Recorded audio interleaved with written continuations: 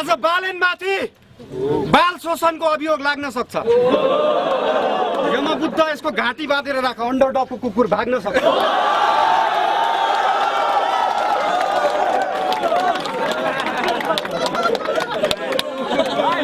कुमारी निशेष तेरो नामको अगाडि मिसेस राखिदिएको युनिक पोएट भाइले आजको दिन तेरो लागि विशेष अर्को न्वारण गरिदिनेछ यो तेरो दाइले। वनबी मानिस सिंह बन्न खोजेको उस्तै देख्छु म, तारिफ होइन त्यो तिनकुने लिङ्ग। त जस्तो ऱ्यापरलाई हातमा मुस्दै झरेको रगत कलममा भरेर लेख्छु म। बालेन र कलम बीच अनुन्याश्रित सम्बन्ध छ। यो जस्तो ऱ्यापर बीच कुइरे नेपाल घुम्न आउँदा मोज मस्तीको सिलसिलामा जन्मन्छ।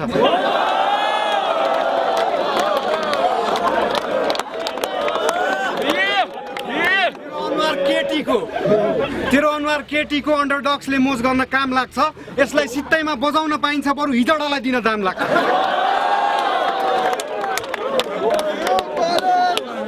तेरो आफ्नै साथीभाइको मुखबाट सुनेको है त्यो कुरा चाहिँ। तेरो आफ्नै साथीभाइको मुखबाट सुनेको। त अस्ति रिसाको थिइस् रे, यसपालि अन्डरडग्स लेखेको ब्लाउज छ यसको लागि बुनेको।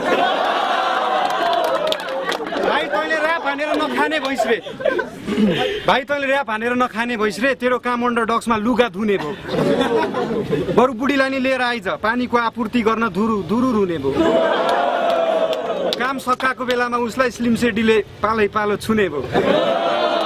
टेबलमा चढाएर उद्रेको चोली लगाएर नाच्न लाउने रे, भव्य रमाइलो हुने भयो। जबरजस्ती केटाहरूले गर्ने छन् मस्ती, खाएर रक्सी तेरो स्वर पातलो यो गर्ल हेज गाट हस्की। पाउजु छमछमाउने केटी भन्दा त नै धेरै मस्किन्छस्। बाटोमा कालो मान्छे देख्यो कि युनिक पोएट भनी झस्किन्छ।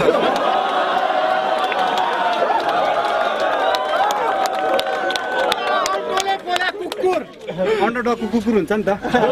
अगल्टोले पोल्या कुकुर बिजुली चम्कदा नि तर्सिन्छ।